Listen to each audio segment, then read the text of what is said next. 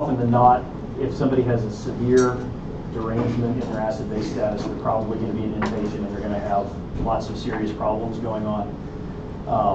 But there are people that are walking around out there on a daily basis who are acidotic at baseline or alkalotic at baseline and don't even know it.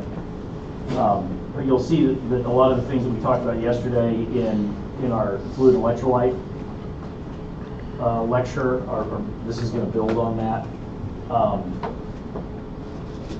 I apologize, it's another dry topic. This is another one of those situations where if you like it, you like it, if you don't, you don't. And I'll make sure you know where the key points are, the things that I think are most important for you to know from a clinical standpoint, and what things are important purely from an exam standpoint. And if there's questions during the lecture, please stop me, okay, and ask your questions. All right, so we're going to analyze and interpret the relationship between common acid-base disorders and renal pathophysiology. And with any luck, we might actually get done a little bit early today. There's only 57 slides in this thing. So, okay, so here's your normal values, right? When you're talking about acid-base balance, bicarb, arterial pH, PCO2, and anion gap. These are the things that you're going to need to focus on any questions that you might have regarding a patient's acid-base status. And like the slide says, on an ABG, a patient's pH and PaCO2 are actually measured. So the lab actually measures those values, and then they calculate the HCO3 on using the Henderson-Hasselbalch formula. Sometimes that's not accurate, so you should always correlate the findings that you have based on an ABG with the patient's actual measured bicarb on their electrolyte panels. Okay, so if you have a discrepancy between a patient's bicarb on an ABG and a patient's bicarb on their metabolic panel, go with the metabolic panel because it's actually measured there. And then the ABG, whatever the pH and the PaCO2 are on that, is accurate, right? Because it's actually measured there. So here's an example of an ABG printout if you've never seen one before.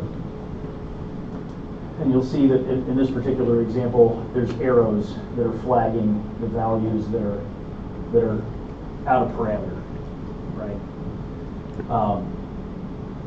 Printed ABG slips like this are something that you're likely to see in an ICU setting. Otherwise, they're going to predominantly be, digital in an EMR. But a lot of ICUs actually have point-of-care ability to run ABGs and VDGs, and then they'll print right out. And so you may be, on a rotation in an ICU, and you'll ask for an ABG, and somebody will walk up to you a few minutes later and hand you one of these. Okay, so what is acid-base physiology? When you get right down to it, it's the maintenance of hydrogen ions in the body, right? So if a person has more hydrogen ions than they're supposed to have, they're acidotic. If they have not enough hydrogen ions, they're alkalotic.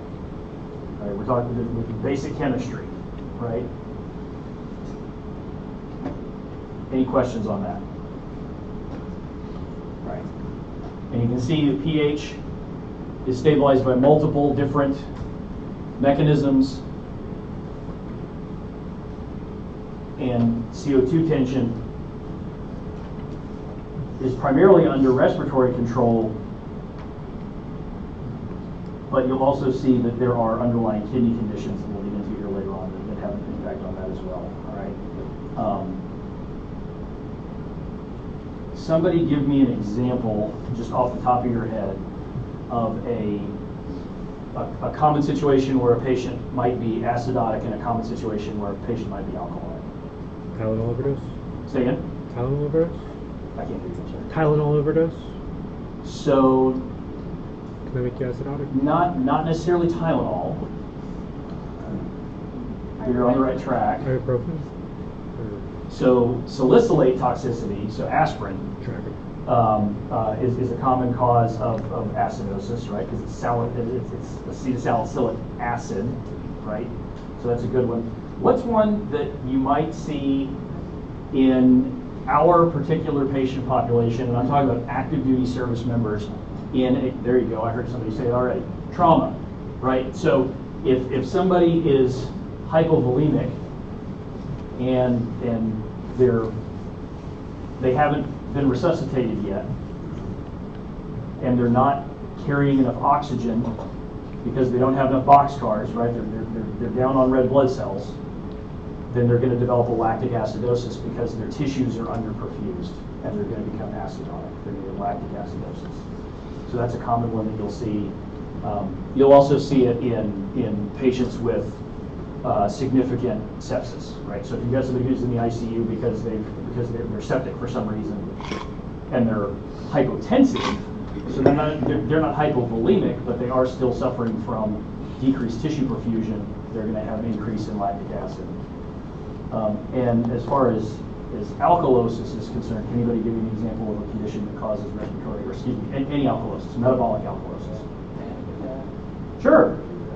So if you've got somebody who's hyperventilating because they're having a panic attack or suffering from significant anxiety, and they're blowing off large quantities of CO2 because they're breathing rapidly, then they're going to end up with an alkalotic state.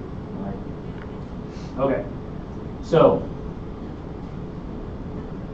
like many of the things that we talked about yesterday in fluid and electrolytes, the symptoms and signs are going to be similar and sometimes non-specific. A lot of that has to do with the fact that acidotic states and alkalotic states also have an impact on electrolyte levels, right? So if somebody's acidotic or alkalotic, their electrolytes may respond in such a way that causes them to become hyperkalemic, hypokalemic, as an example, and they'll end up with similar symptoms, okay?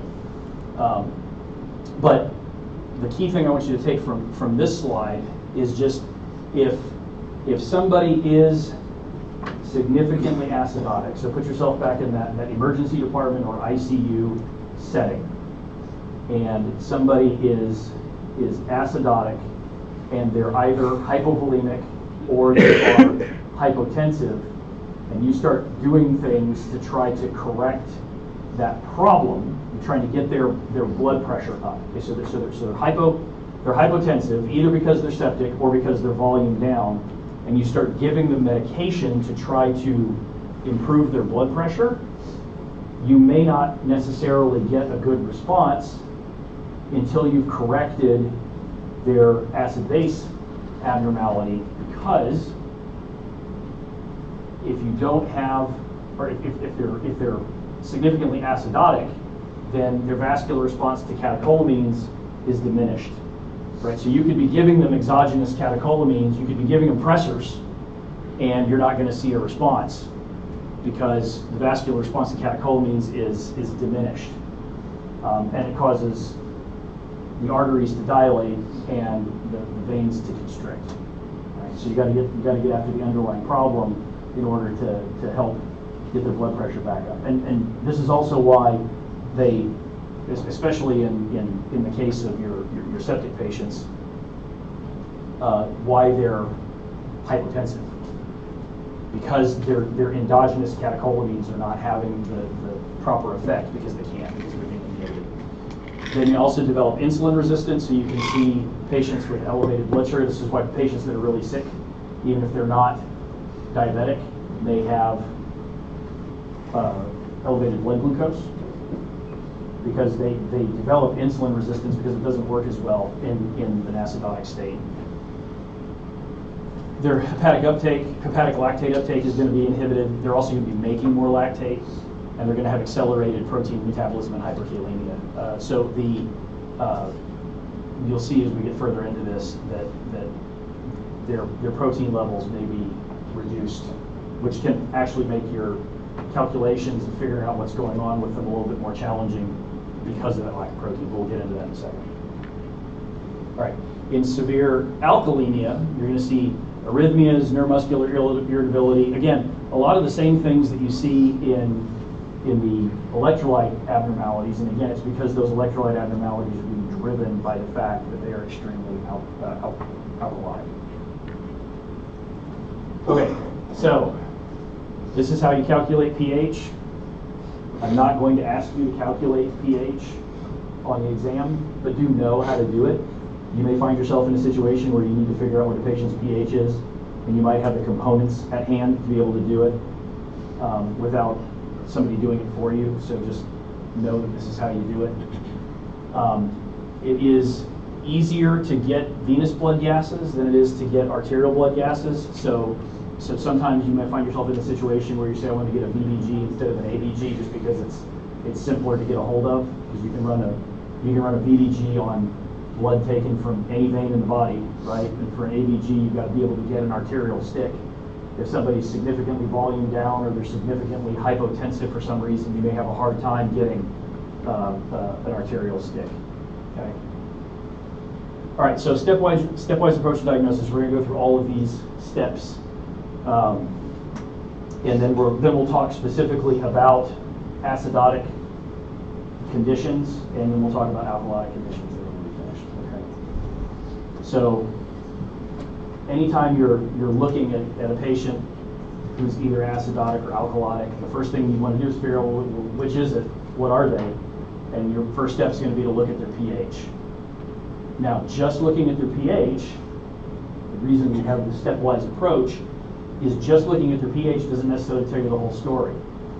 And it is possible to have compensatory mechanisms that come into play where the body's trying to correct the problem itself, and so the pH just on its own may not actually tell you if the patient is truly alkalotic or acidotic, because the body is already trying to correct that abnormality. So start by looking at the pH, look at their bicarb, okay, and that's going to help you determine if it's metabolic or if it's respiratory. And I'm going to give you a mnemonic here in a second that'll help you keep that straight.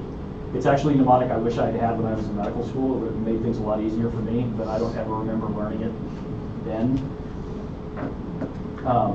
And then calculate their anion gap.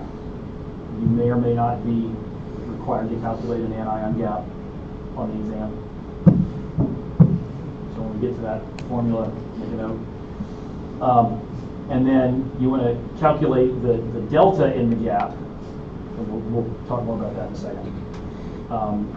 That helps you determine if there's compensation taking place. Then you want to determine the magnitude of the compensation. How well is the person compensating for their underlying condition?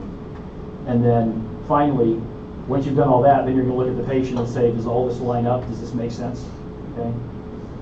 All right. So Rome is the mnemonic, and if you haven't already looked at the slide deck, I'm going to jump ahead a couple slides real quick just to show you this. All right. So Rome. Respiratory opposite, metabolic equal. Okay, so in a respiratory state, if it's a respiratory acidosis or respiratory alkalosis, then the pH and the PCO2 are going to be opposite from each other. Does that make sense? Okay. And if it's metabolic, then the pH and the bicarb are going to be the same. So if the pH is elevated, then the bicarb is also going to be elevated in an alkalosis. If the pH is low, the bicarb will also be low in an acidosis.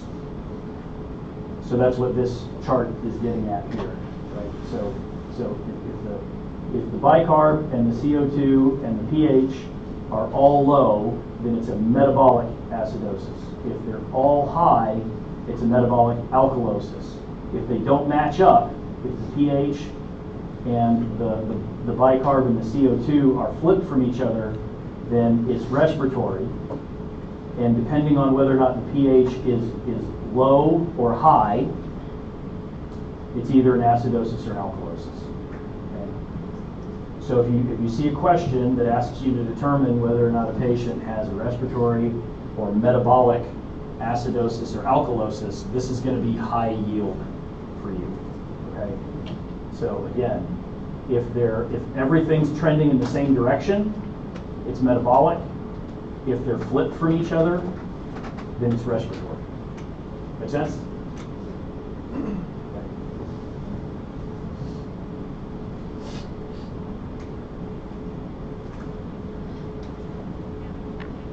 Okay, so getting back to where we were. So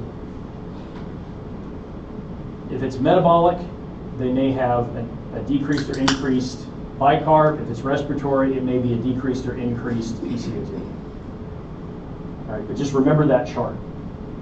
Okay, remember the chart, because then you don't have to remember which is which. Just if they're flipped or if they're the same, just remember that. All right, and everybody remembers how pH works, right? As far as like what's acid and what's base, right? Everybody remember that? Low pH, acidotic; high pH, alkalotic. Okay.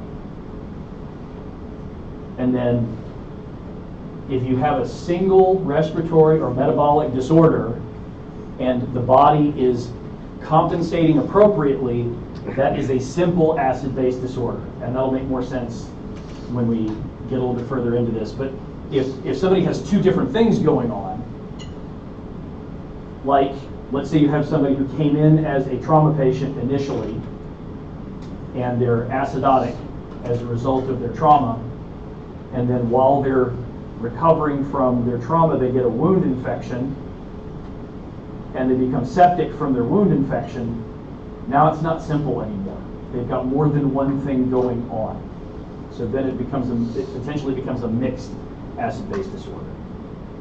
We'll talk more about that as we go. All right, so back to the chart. Yes? You talked about ABG versus VBG. Mm-hmm. So we have the formula to calculate that pH.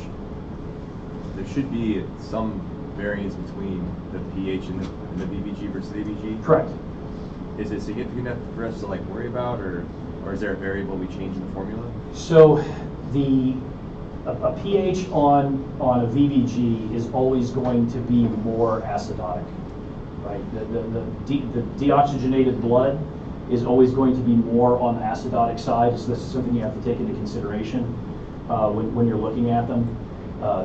If you really want to know what somebody's pH is, then you want to look at an ABG. But you may not necessarily be in a position to do it. Now, the other thing you need to consider, as I mentioned, an arterial stick is more challenging in somebody who's volume down or hypotensive.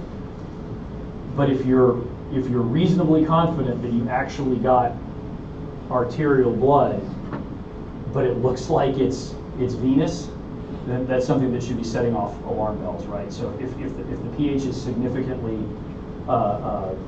decreased along the lines of where you would potentially see it on a VBG, then first thing you need to ask yourself is, did I really get arterial blood? And then if you're reasonably confident that you did, then know that that's pretty significant, right? But yes, you are correct. On a VBG, the what I showed at the beginning for normal values for all of those various constituents, pH, bicarb, PCO2, on a VBG, they're not going to be in that normal range necessarily, because those normal ranges are based on arterial blood supply. But I'm not going to throw anything that weird in that. Okay, so we talked about looking at the pH and looking at the bicarb. So now we're going to talk about calculating the anion gap and the delta in the gap. Okay. So everybody remember what anions and cations are, what the difference is? Positive, negative. Positive and negative. Which one's negative? Cation. Which one's positive? Anion. Cations, right. Or reverse.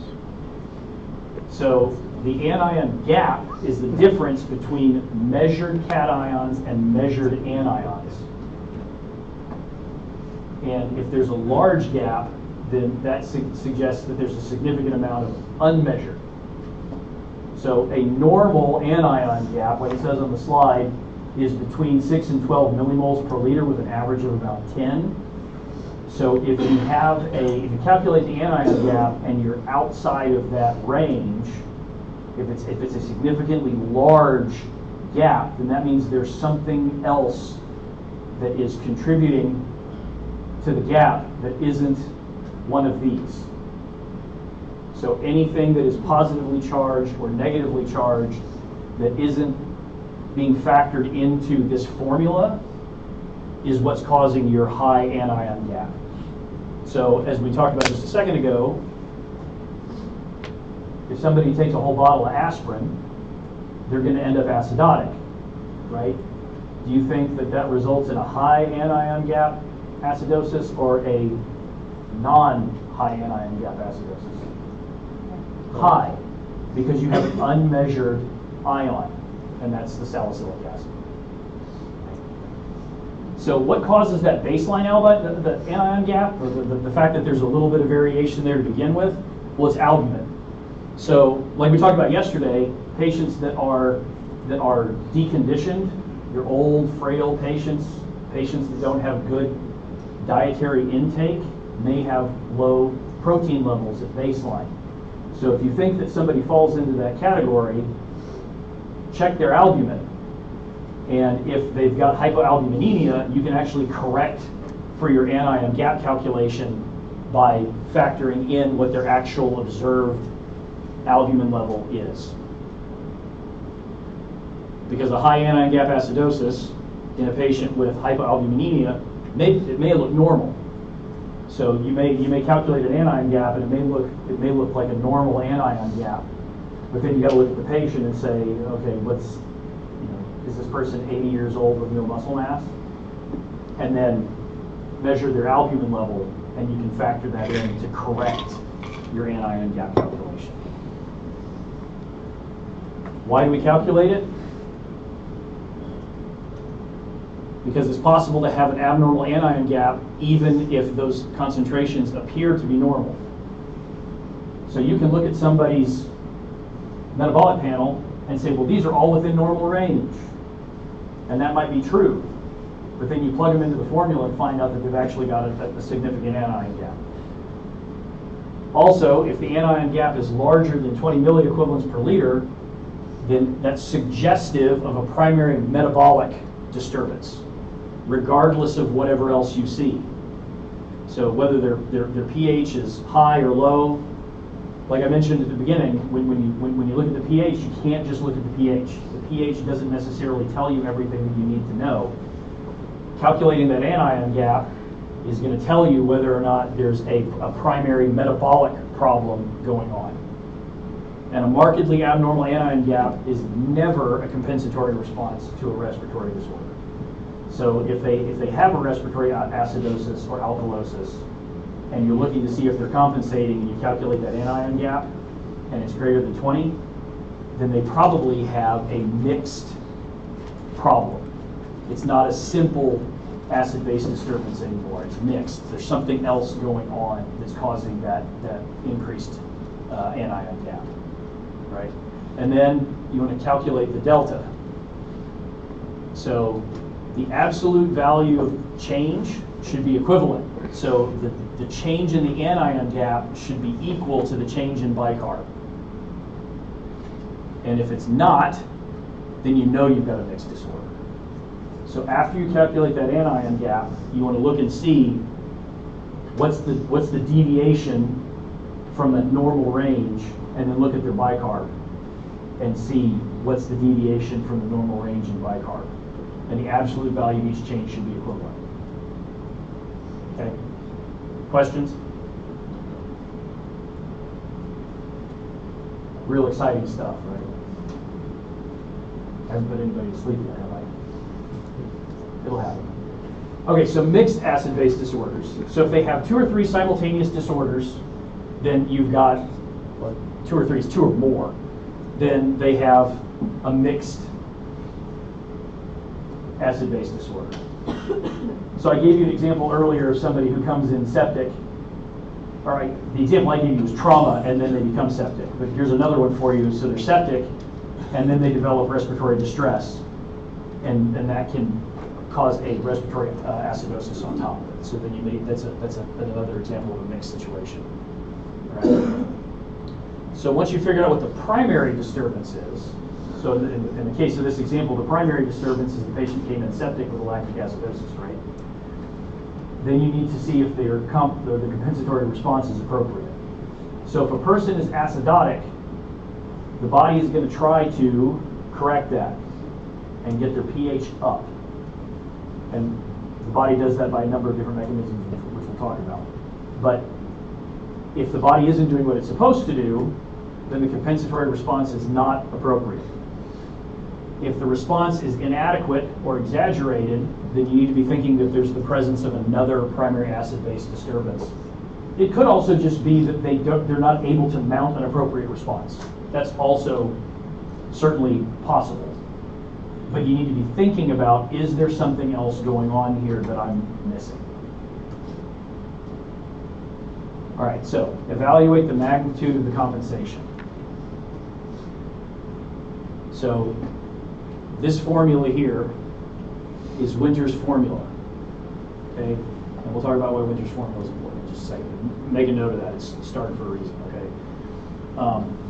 But this is a summary of what the compensation should look like in these various situations, right? So if they have a metabolic acidosis, a metabolic alkalosis, chronic respiratory acidosis versus acute, these are the changes that you will see. I mean, you're not expected to memorize this, you just know what these are, okay? And then other simple tricks to determine respiratory compensation is the last two digits of the pH should approximate the PCO2. So whatever the PCO2 is, the last two digits of their pH should be about the same.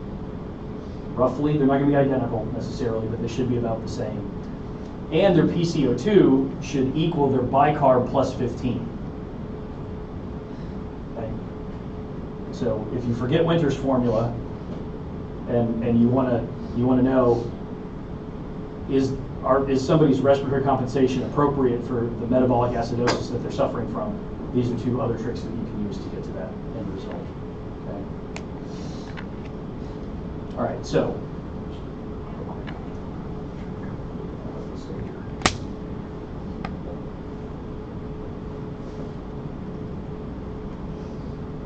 Is the plus or minus 2 just the range that it should fall into? right, yeah. So plus or minus 2 as far as variation. Yeah. Okay, so now we'll start talking about metabolic acidosis.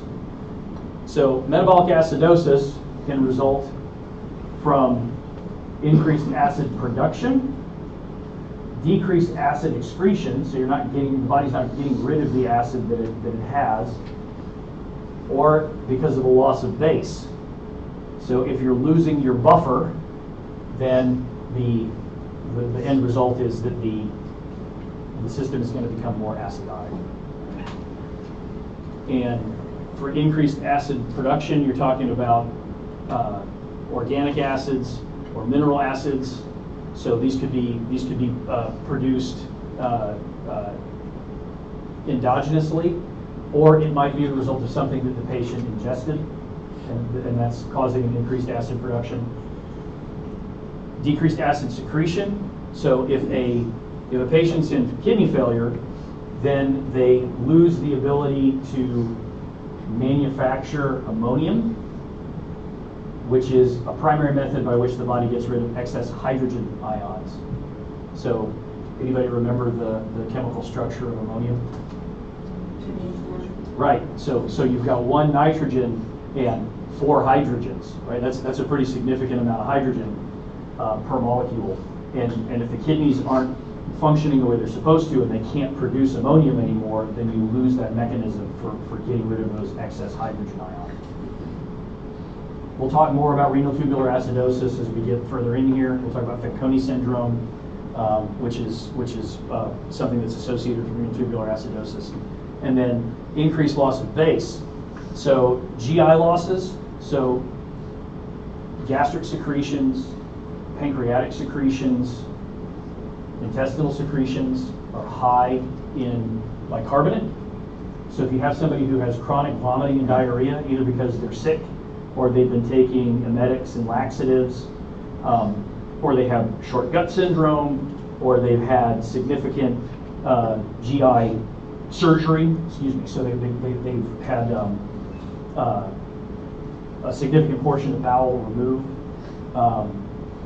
then they may be dumping bicarb, which will result in metabolic acidosis. Okay.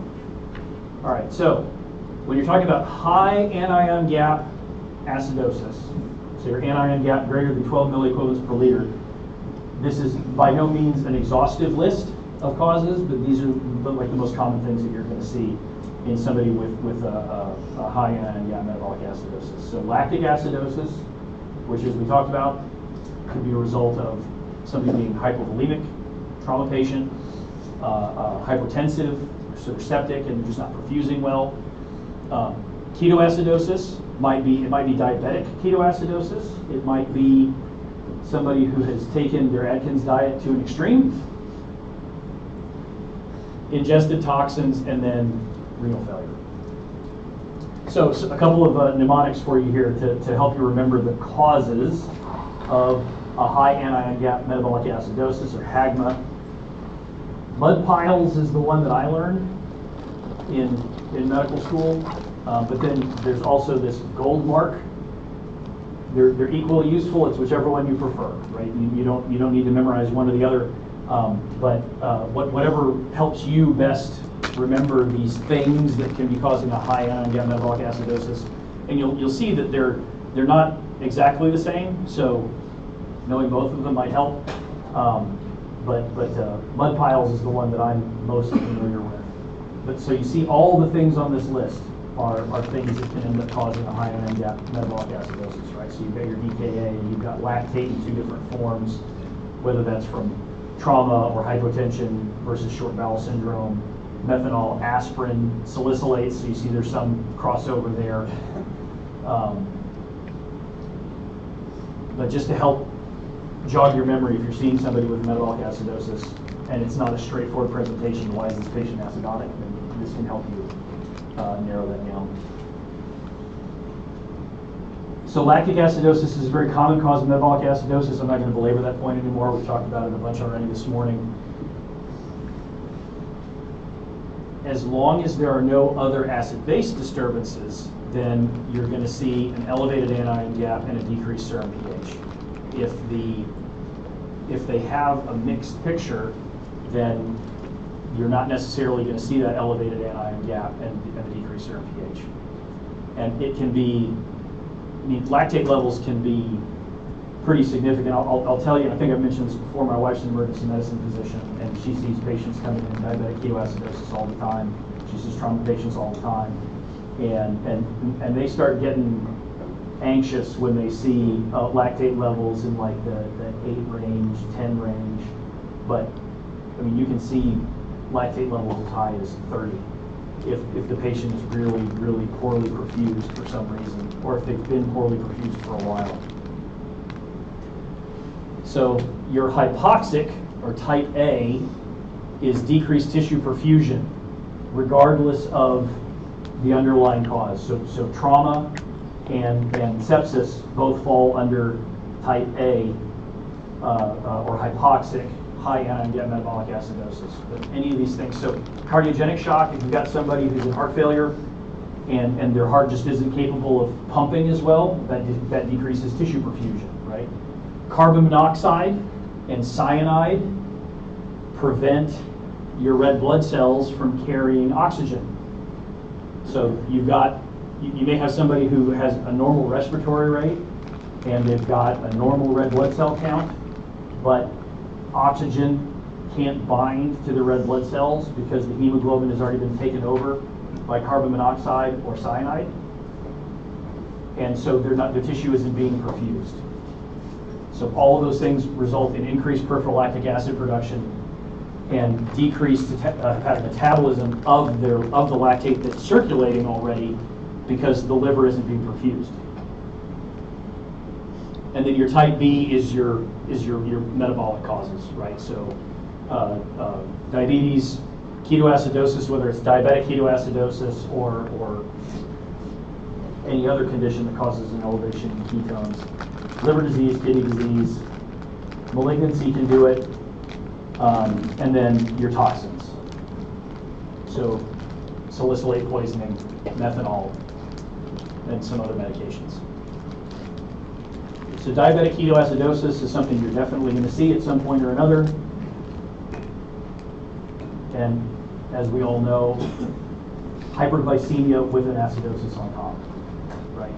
So just because somebody comes in with a blood sugar of 500 doesn't necessarily mean that they're in diabetic ketoacidosis. But if they come in with an elevated blood sugar and a significantly lower pH, then you need to be thinking about diabetic ketoacidosis. And the reason for that increased anion gap, so your unmeasured ions are going to be your beta hydroxybutyrate or acetoacetate. So it's the ketones themselves that are the unmeasured ion. So going back to thinking about your anion gap formula, that's what you're missing, right? They may also have lactic acidosis as a result of tissue hyperperfusion. So in these patients, their clinical status and their pH are better markers of improvement than their anion gap or ketone levels. So if you're looking at these patients and saying, how do I know that they're getting better? How do I know that they're improving and my treatment interventions are working? Just how they look. So somebody who's in really bad DKA is likely to be obtunded. So they're going to be unconscious. So if they start waking up and they're alert and oriented times however many where they were, maybe a GCS of 3 when they came in, then that's a better sign that they're improving than their ketone levels or their anion gap. All right, so alcoholic ketoacidosis, another common cause of ketoacidosis that isn't diabetic related, although somebody who has alcoholic ketoacidosis is also likely to be hyperglycemic. So if you have someone who you're not sure, like is this alcoholic ketoacidosis, is it diabetic ketoacidosis, is it both? When you correct the underlying problem, if their elevated blood sugar corrects itself and goes back down to within normal limits, and especially if they don't have any prior known history of being diabetic, then it's probably an alcoholic ketoacidosis as opposed to a diabetic ketoacidosis. So alcoholics can have just straight up ketoacidosis, they can have lactic acidosis on top of that, and then they can also have a hyperchloremic acidosis, and that's due to just increased bicarbonate loss in the urine. Okay. And as I mentioned, they may have an elevated blood sugar as well, and it can be difficult to tell the difference between the two. But if they don't have a diabetic history and their blood sugar is normalized after you start treating them for their acidosis, then you can more support the diagnosis of an alcoholic ketoacidosis as opposed to diabetic. All right, toxins. So there's lots of different toxins and drugs that can increase a patient's anion gap. Generally speaking, if you see somebody who comes in acutely with a toxin-related anion gap metabolic acidosis, it's going to be something that's relatively easy to identify. It's going to be somebody who came in with, I took a bottle of aspirin. And then you can see uremic acidosis as well. So as the patient's GFR drops, like we talked about, so they're unable to synthesize ammonium, and then they can't secrete it in the urine, and they can't make ammonium chloride, and that results in an increased anion gap metabolic acidosis. Okay. Any questions on this? Non-anion gap metabolic acidosis. Gastrointestinal bicarb loss and renal tubular acidosis.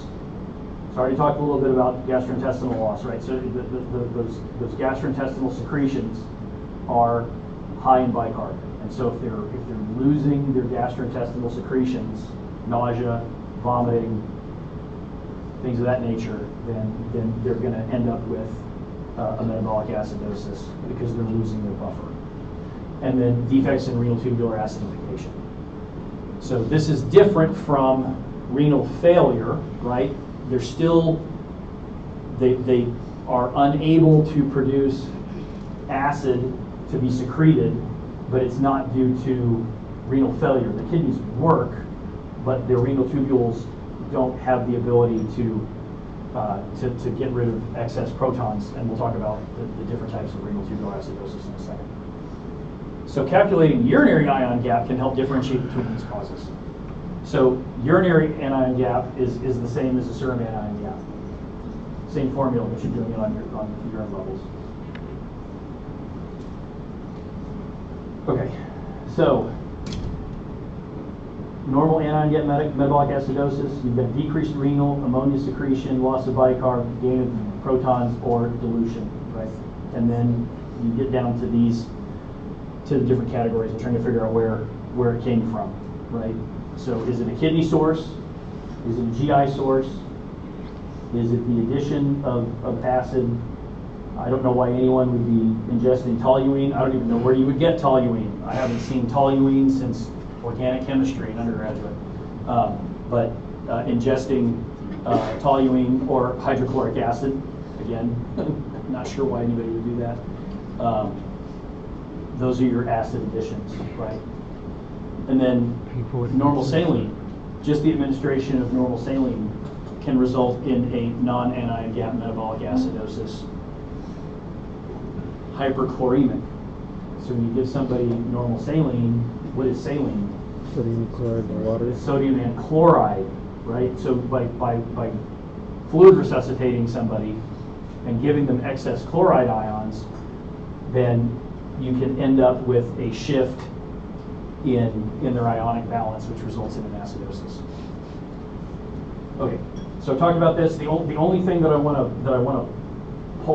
draw your attention to on this slide, not because it's going to be on the exam, but just because it's germane to GU, is ureterosigmoidostomies. So we don't do this very often anymore. But so if you have somebody who loses their bladder for some reason, bladder cancer, significant trauma, somebody with refractory interstitial cystitis, which we'll talk about more in the urology portion of this block, you still have to have some way to disposition their urine, right? If somebody doesn't have a bladder, the urine's still got to go somewhere. And options for managing that include putting percutaneous nephrostomy tubes in their back into their kidneys so it drains to a bag, or rerouting their ureters somewhere. And one of the things that they used to do, a lot more commonly than we do now, is they would do a ureterosigmoidostomy. So they would plug the ureters into the sigmoid colon and basically give the patient sort of a pseudo-cloaca. So their urine would just mix with the fecal material, and they would have runny, urine-y bowel movements. Part of the reason we don't do that very much anymore is that doesn't sound very convenient, does it? It's not.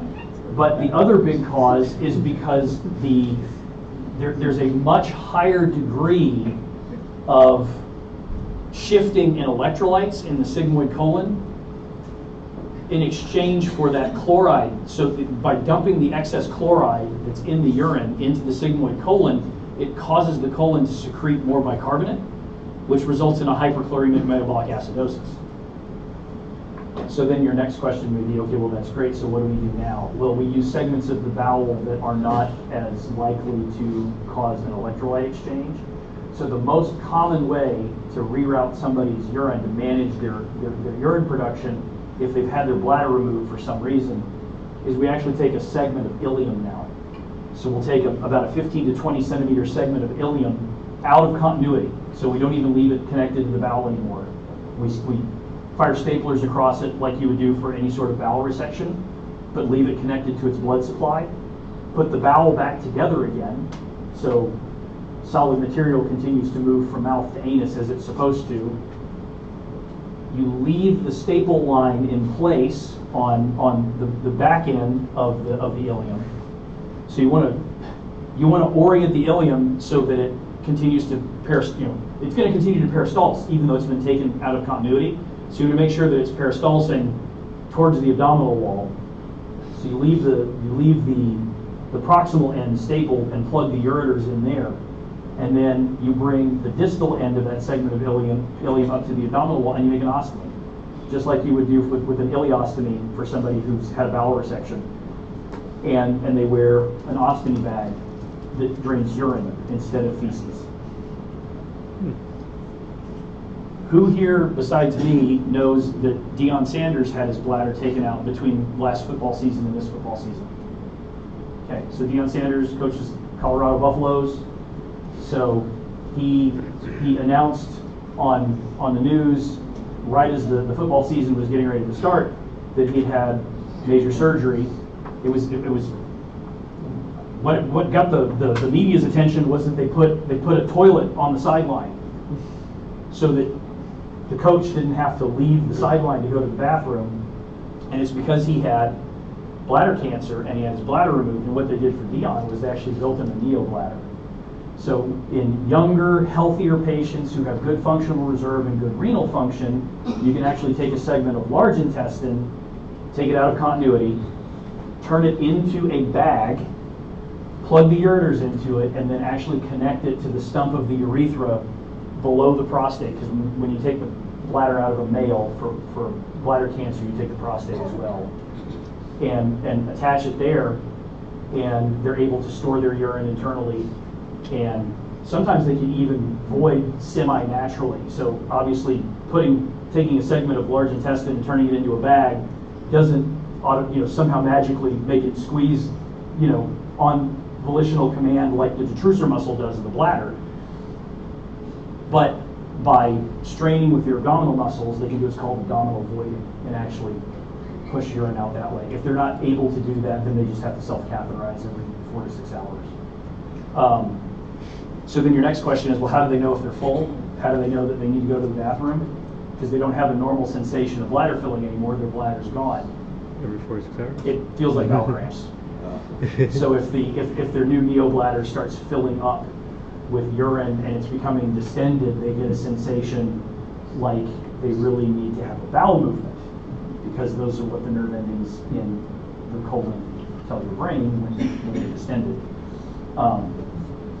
But again, for the same reasons that we don't do ureterosigmoidostomies anymore, we don't do neobladders in elderly patients who already have decreased renal function at baseline, because they can't compensate for these shifts in electrolyte balances. But Deion is relatively young in the grand scheme of things and healthy, so he was a good candidate for that.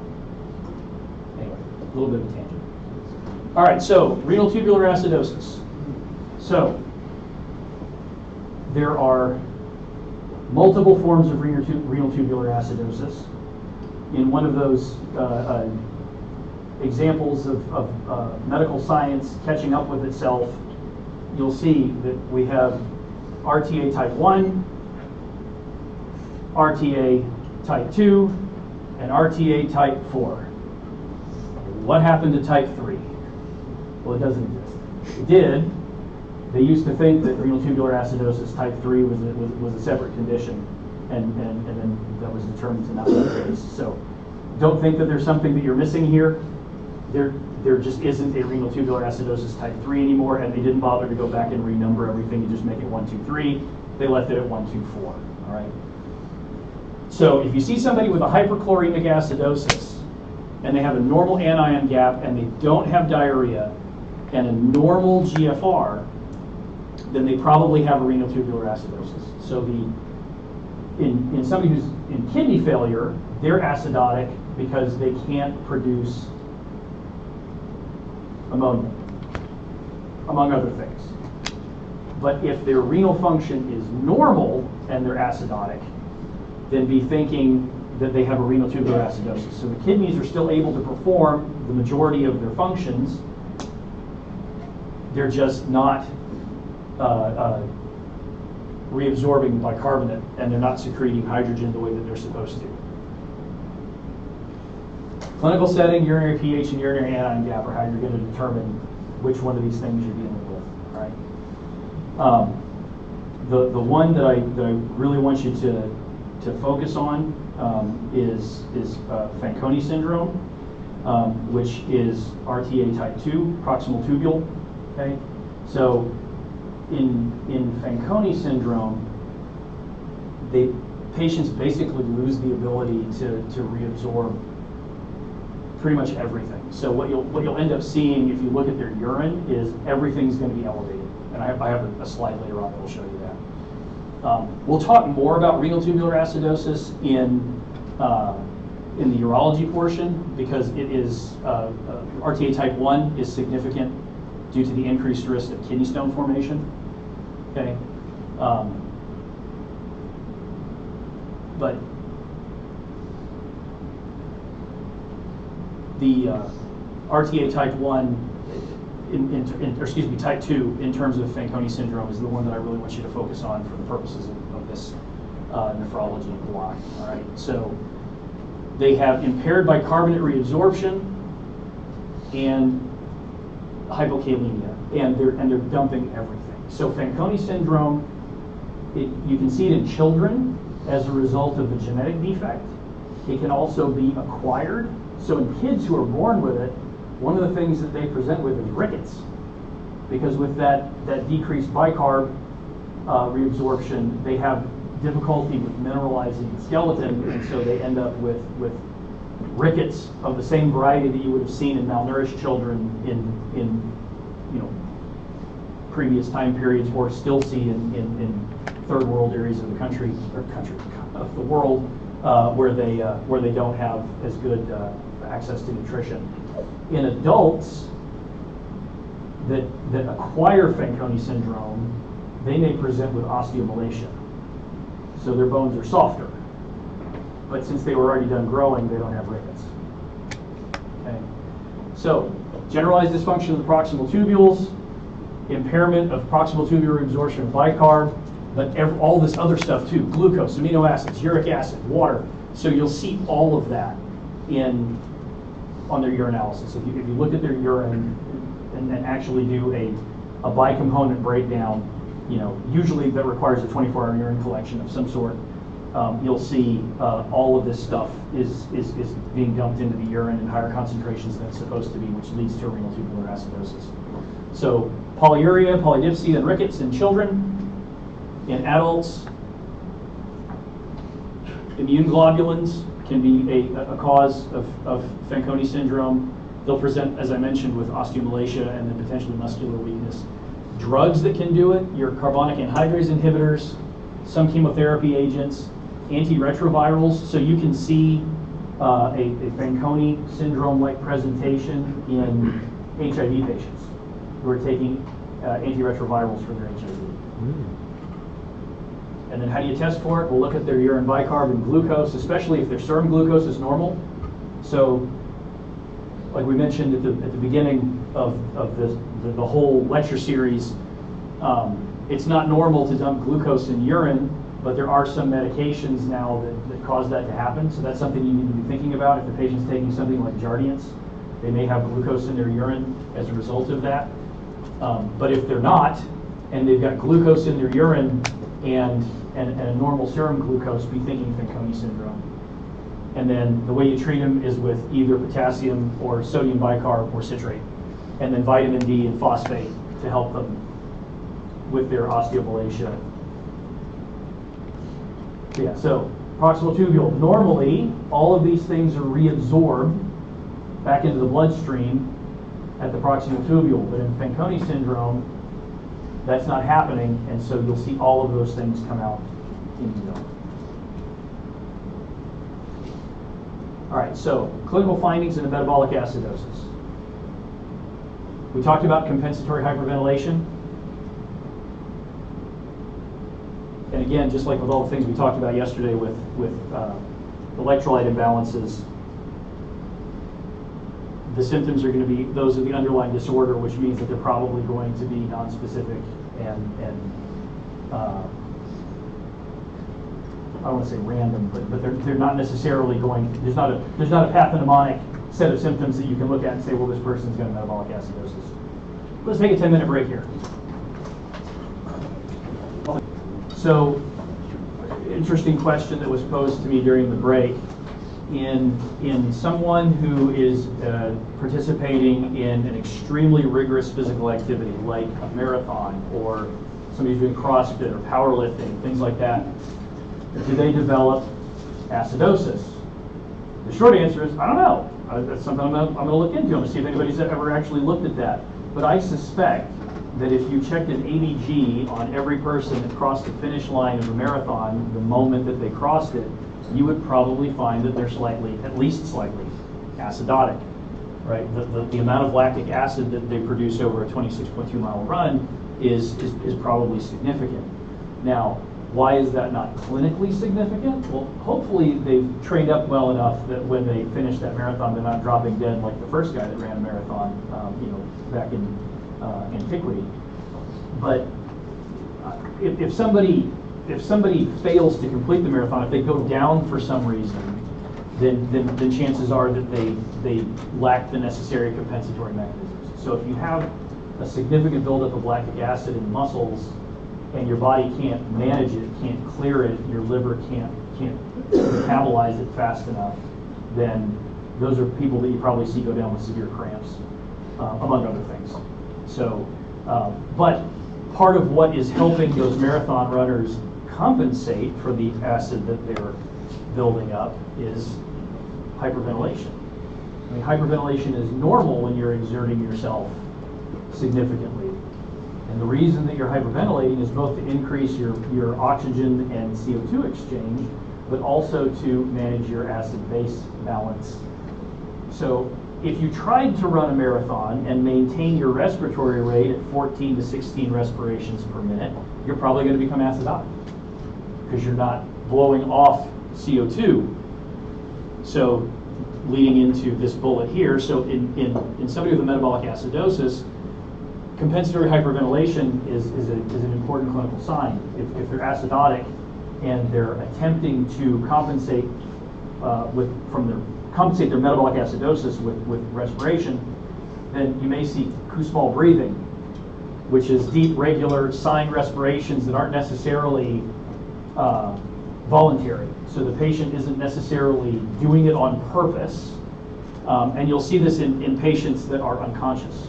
So whether they're asleep or they're obtunded, you may see this deep, regular, signed respiration as opposed to agonal breathing, right?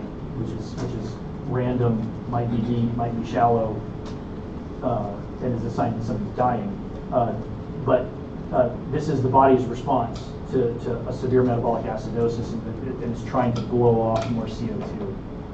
So laboratory findings, like we've been talking about the whole lecture. Remember, if it's metabolic, everything's going to be pointing in the same direction. So in an acidosis, pH is going to be down, bicarb is going to be down, PCO2 are going to be down.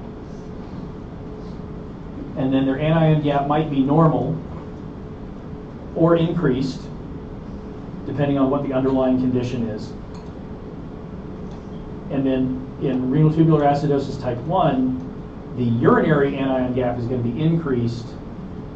Urinary anion gap is going to be decreased in patients with a non-anion gap metabolic acidosis that's due to diarrhea. And then again, you may see electrolyte abnormalities as well. How do you treat it? You're probably tired of hearing this by now, but treat the underlying cause. Whatever the underlying thing that is going on with that patient, if they're hypovolemic, give them volume.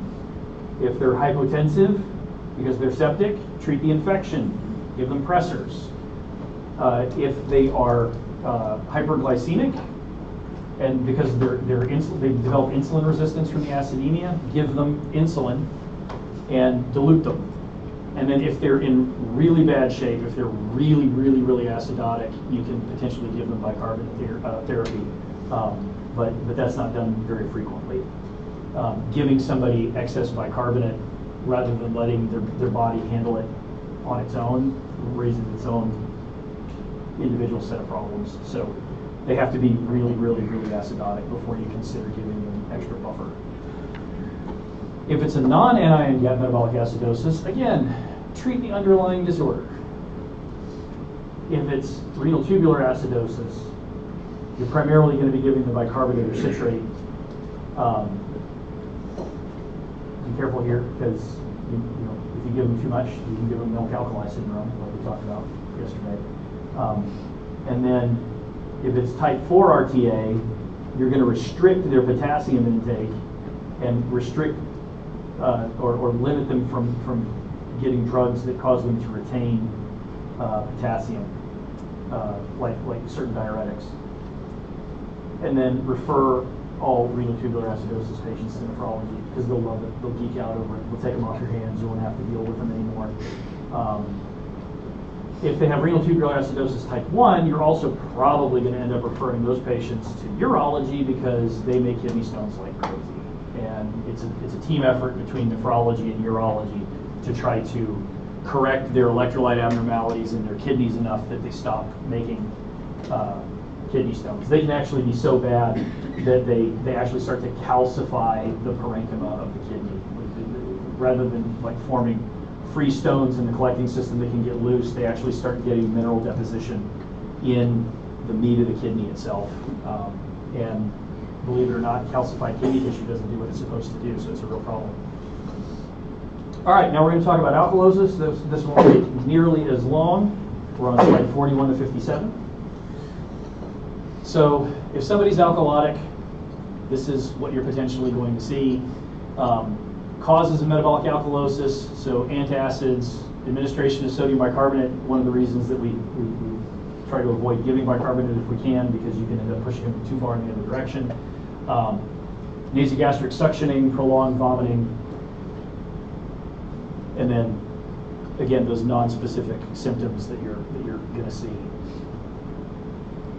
So metabolic alkalosis is the most common acid-base disorder in patients who are critically ill. So you might see the patient acidotic from sepsis and poor tissue perfusion, but you're also very likely to see metabolic alkalosis, especially when you correct the underlying problem. So when they come in hypotensive and you start treating their infection and you get them normotensive again, then they may end up with metabolic alkalosis. Like it says, it frequently occurs after admission. And unfortunately, in those patients that don't come in critically ill, the reason for metabolic alkalosis is often iatrogenic. Again, part of the reason that we don't often give bicarb unless we absolutely have to is because aggressive therapeutic interventions end up pushing the patient too far in the wrong direction. And it's any of those therapeutic interventions that you might use to treat their shock, their acidemia, and bicarb. If they're volume overloaded, if they've got a severe coagulopathy, which is frequently a problem in patients that are acidotic because the platelets don't work as well as they're supposed to in an acidotic state, or they've got an acute kidney injury and you're giving them a lot of fluids. The kidneys can normally get rid of a lot of bicarb,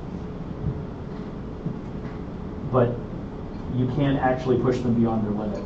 And end up where they're not able to get rid of everything that they're either being given or creating.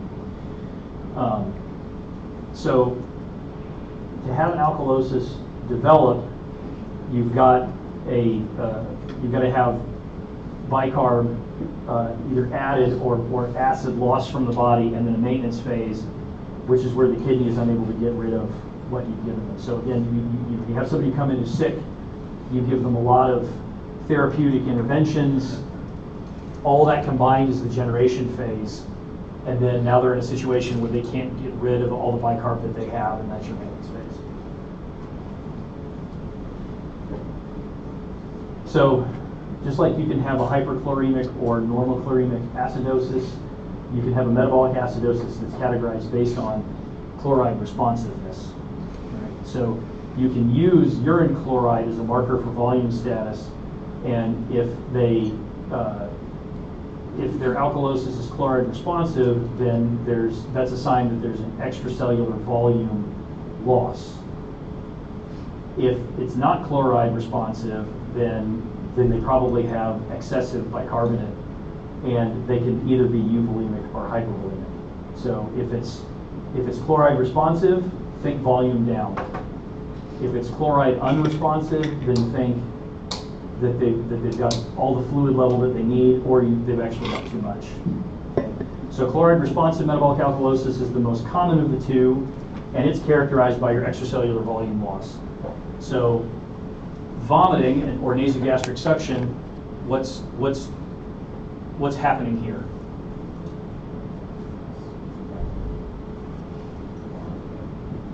So if they're vomiting, they're losing fluid volume, first of all, right?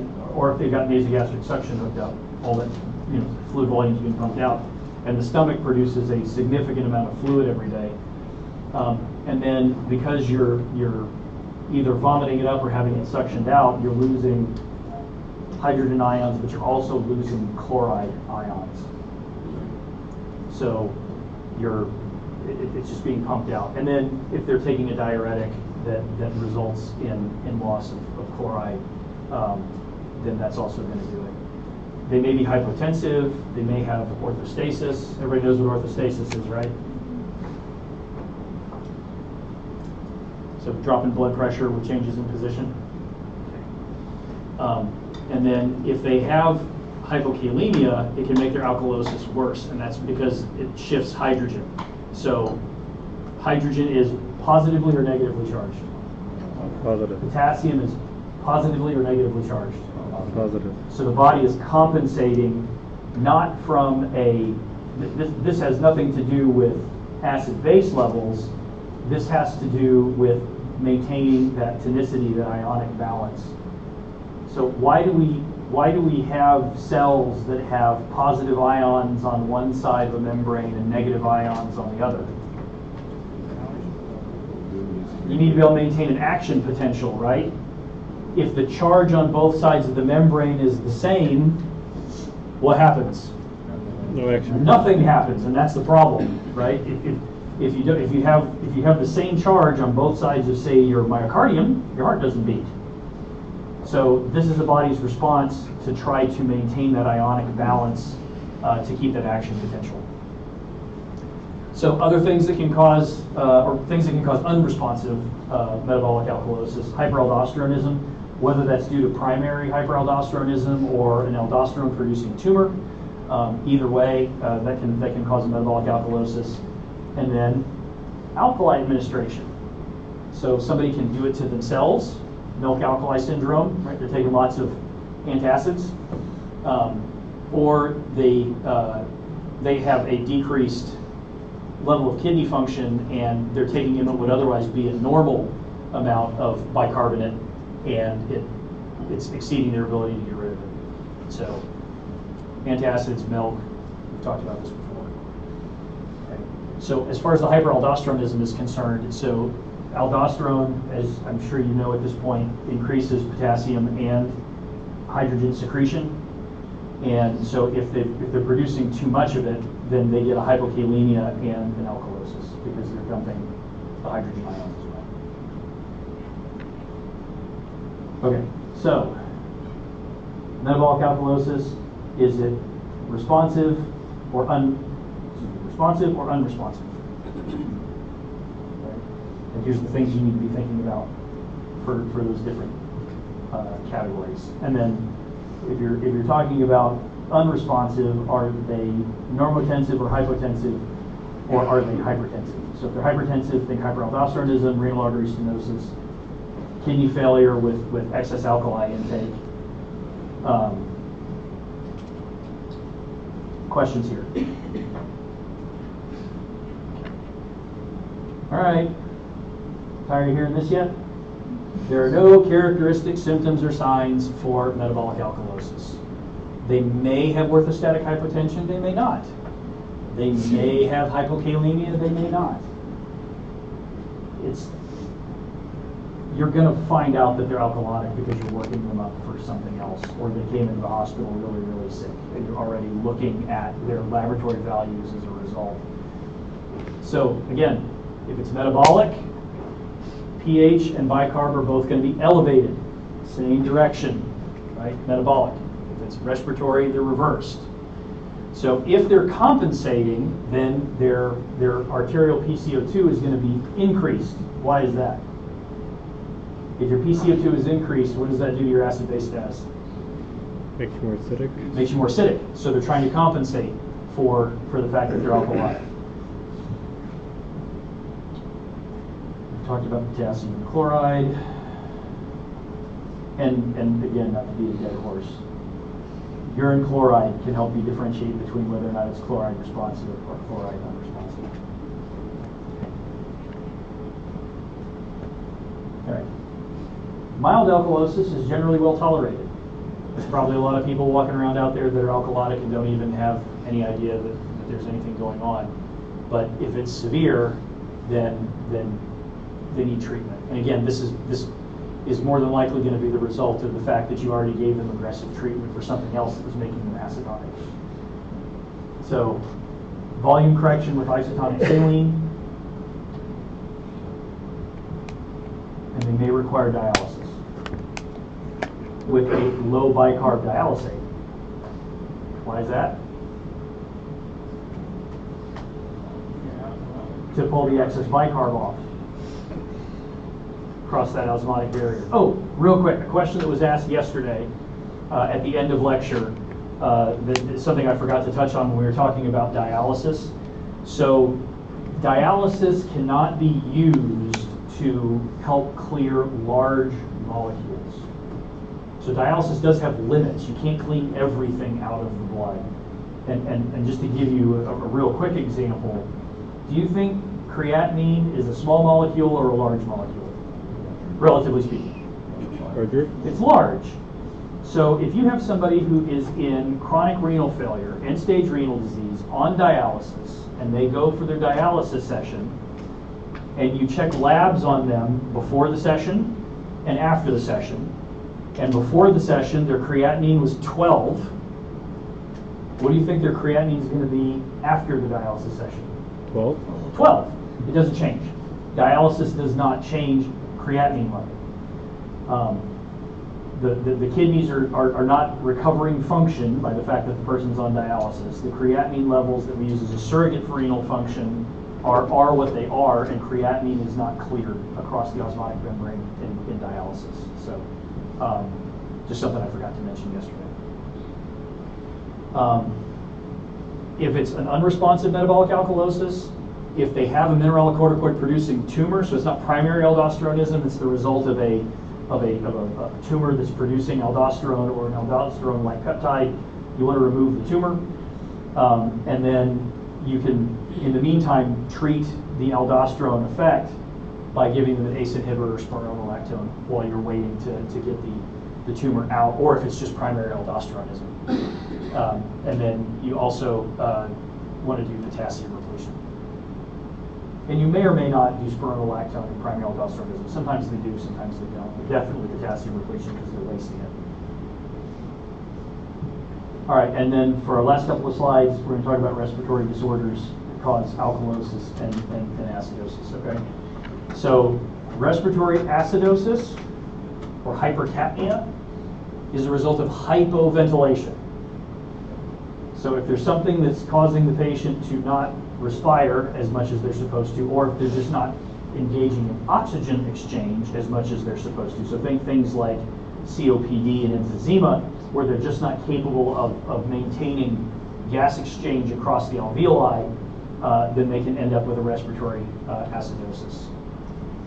Does that make sense? And then renal excretion of acid. So the body tries to compensate metabolically for the fact that they're not getting acid out, or they're having a buildup of acid due to their hypoventilation. The kidneys will start producing more ammonium chloride, which can result in hypochloremia. So all this stuff is tied together. One begets the other. So in an acute situation, patients are going to be somnolent, confused. They're going to have mental status changes, asterixis, myoclonus. In severe hypercapnia, increased cerebral blood flow, cerebral spinal fluid pressure, intracranial pressure, so they can have all the same type of neurologic manifestations that you can see with this electrolyte imbalances that we talked about yesterday. If they're acidotic, what's their pH going to be?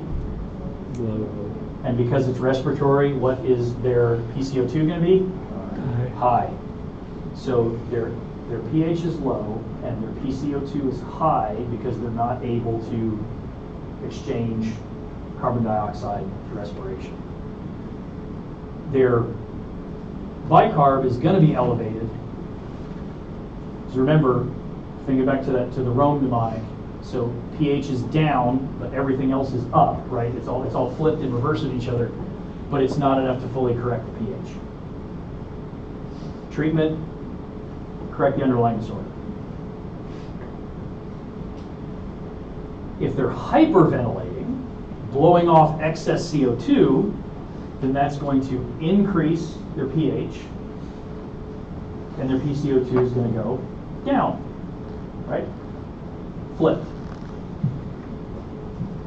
And as we mentioned already, hyperventilation syndrome, anxiety, is going to be your #1 most common cause of a respiratory alkalosis. Other things that can cause it, as you see here, sepsis, cirrhosis, pregnancy. Why would pregnancy cause a respiratory alkalosis? There's multiple reasons, but there's one in particular that I want you to be thinking about. Increase in volume? Overboard? So it's not directly an increase in volume. There you go. When you get somebody who is really far along, late second trimester through the end of pregnancy, if they have a particularly large pregnancy, whether that means they have a large fetus or a large amount of amniotic fluid, or they're just carrying the pregnancy high against the diaphragm, then their respirations are not going to be as deep as they were before they were pregnant. And as a result, they're going to be breathing faster to get the same amount of oxygen exchange that they were accustomed to before they were pregnant. And so that can result in situational hyperventilation, which can result in a respiratory alkalosis. Everybody knows what happens to somebody when they have an anxiety attack, right? Lightheaded. If they're having an anxiety attack, they're probably already anxious, but if they weren't already anxious and they're hyperventilating, they're probably going to become anxious. Perioral numbness, paresthesias, tetany can occur in severe cases, and that's a result of the calcium binding to albumin in the alkalotic state. And again, pH is going to be what? Okay. And the PCO2 is going to be? Low. Right. And then the serum bicarbonate may not necessarily be decreased if it's an acute onset type situation. So when you're thinking about the whole flipping of the arrows, right? The serum bicarbonate, if it's an acute situation, may not yet be in an abnormal range because it hasn't had a chance for that to happen yet. If it's chronic, if they're we'll use the pregnant example. If they're really approaching the end of pregnancy and they've been dealing with their inability to take deep breaths for a while, then they may have a change in the bicarbonate at that point. But in the case of somebody who's having an acute anxiety attack, you probably won't see that.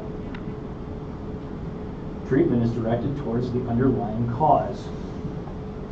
I promise you that by the time we're done with the genitourinary block, you won't be hearing this answer as much anymore. It's just in the nephrology section. So in the traditional treatment for anxiety was have somebody breathe into a bag, and probably not a great idea, honestly. People still do it. I've seen people do it relatively recently, but it's not a great idea. If it's chronic, you don't want to do a rapid correction for all the same reasons that you don't want to do rapid corrections on any of the other things that we've talked about. Metabolic acidosis can result, just like if somebody came in with a metabolic acidosis and you corrected it aggressively, they can end up alcoholic. And for anxiety, again, people would have them breathe into a paper bag. Don't do that though. Just try to calm them down, and if you have access to Ativan, it works wonders. Okay, this is everything in a nutshell, everything that we talked about. Correct the primary process and look to see if they're compensating. Any questions? Clear as mud, right? Fluid and electrolyte abnormalities and acid-base disruptions are extremely common. You will see them. It's important to understand them and know that they exist, but just like I told you yesterday, the best way to get a handle on these things is to actually see them in real life. It's really challenging to think about them abstractly in terms of, if you see this lab value, then this is what's going on, and this is compensation. You really just have to see it firsthand in an actual clinical setting for it to really start to click and make sense. If it's already clicking and making sense to you now, great, awesome, more power to you. But my personal experience has been that you really just have to see it in real time in order for it to start making sense. Unless you guys have questions or concerns for me, that concludes today's lecture.